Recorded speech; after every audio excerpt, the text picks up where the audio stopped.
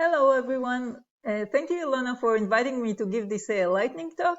My name is Rinat Rosenberg-Kima, and I'm a faculty member at the Faculty of Education in Science and Technology at the Technion Israel Institute of Technology. So my lab at the Technion is called the Mindful Learning Technologies Lab, and I focus on three overlapping areas, including learning design, computer science and technology education, and also human-robot interaction. So in this talk, I will focus on the human-robot interaction part of my work. So what is a social robot? So a social robot is an autonomous or semi-autonomous robot that interacts and communicates with humans by following the behavioral norms expected by the people with whom the robot is intended to interact. Now, in education, there are several scenarios that are often used. And three of the most common are the robot as a teacher or a tutor, another scenario, the robot as a teaching assistant, and another scenario is the robot as a learning companion or peer. And what I will give you in this talk is some examples of studies that I've done in each one of these scenarios. So let's start. Let's start with a robot as a teaching assistant. So in this case, it was a group facilitator, and he facilitated a group of students that took the course Human-Computer Interaction, and they had a task. They had to think about the target audience of an app that they need to develop.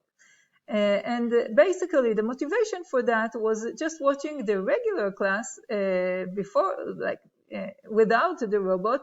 The students really had difficulties staying on the task. And this is really what the robot did. So basically, he told them, okay, you have now 2 minutes to think about the target audience. So first, think about them individually, and then after 2 minutes, after the 2 minutes task, the robot stood and told them, okay, now that you have decided on the target audience, now think together and decide what will be your final list.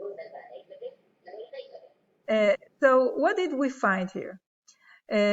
Some interesting findings was first, the students didn't want to offend the robot. So it was funny because when I, for example, as a teacher would ask the students, okay, now work on it for 2 minutes and finish it all by 2 minutes, often that didn't happen, but when the robot asked them, they were really said just what he asked them. And I asked them, okay, so how come you're listening to the robot more than you are listening to me? And they said that they didn't want to offend the robot.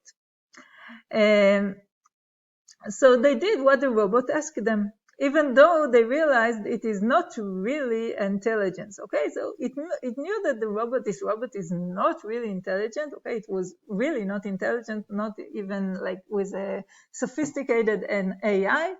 But yet they felt something that was about him that they couldn't offend him. Let's see another example, a teaching assistant. So in this scenario, the group of students taking the course in the Faculty of Education. So the course was about diagnosing dyslexia in children. And they had to diagnose a test that a child did together with the help of the robot. So in the regular classroom, what would happen is that the group of students would work in groups, and it's rather a big class. So usually the groups will have questions and they will raise their hand, and then the instructor will try to answer all of their questions, but of course she couldn't because there are many groups. And then I was thinking, okay, so why wouldn't we duplicate the instructor? So what we did is I asked this instructor, okay, what are they asking you?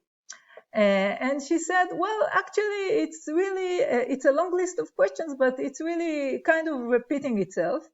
So basically, let's say if in the diagnosis test there are 100 items, so they would ask about each one of the items, and for each one they would ask if that was this type of dyslexia or that type of dyslexia, and so on. And she had an answer for each one of these questions. So what we did next is recorded answers to each one of the possible questions. And develop an application. So instead of using paper and pen for this task, they used the tablet. And now, instead of raising their hand, they could click on a button to ask the robot a question. Okay? So, just so I will, you can see a few seconds.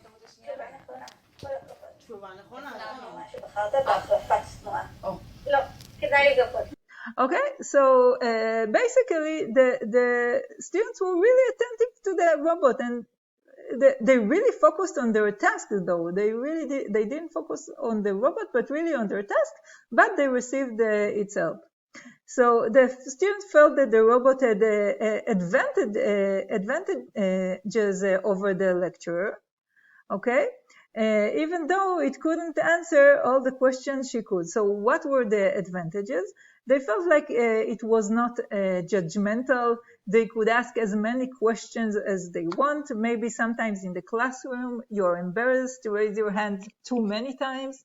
But in this case, they could just ask him again and again, and he had really a lot of patience. Now, it did have a disadvantages. They couldn't ask, for example, a follow-up question. Okay, but the advantage of this scenario was that it did release the time of the instructor answering these basic questions, and now she could really go between the groups and answer the more sophisticated questions.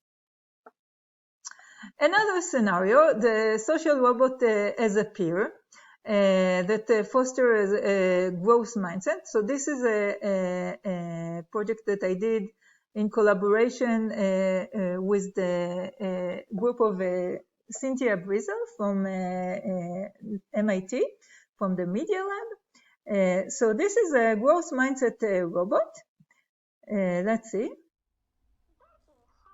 So this robot, we compared two conditions. One, a robot that demonstrates growth mindset, and another one that is not. And we saw that the robot was not a teacher. It was really at the level of the student. You see, it's like talking in a childish voice. And we saw that indeed the robot growth mindset affected the child's growth mindset. So let's see the next example. So here we examined whether a social robot can serve as a learning companion for online computer science learning, which is something that is very common these days. And the question is, can this robot help the student that is learning alone at home? We used 4 conditions, so addressing autonomy, competency, relatedness, and all, and I don't have time to get very deep into that. This is a student that was conducted by Daphna Sinai, my student. And what we found that the robot in one of the conditions was perceived as having higher levels of relatedness compared to the control robot that didn't have any robot, and also a lower level of anxiety. Last example is a social robot as a tutor, and this is conducted by Alfin Thomas, my student. And we try to examine the perception of a robot theory of mind, which is an ability to understand or predict one's own and others' beliefs, emotions, needs, and thinking. And we examined how the robot's expressiveness and ability to detect the students' feelings affected that perception. And we found that the robot that expressed its feeling was perceived as more aware of its feeling. And also, the robot that expressed its feeling was perceived as more aware of the student's feeling. So thank you very much for listening. And if you have any questions, feel free to contact me. This is my email, and you can look at my website. And hope to see you. Bye-bye.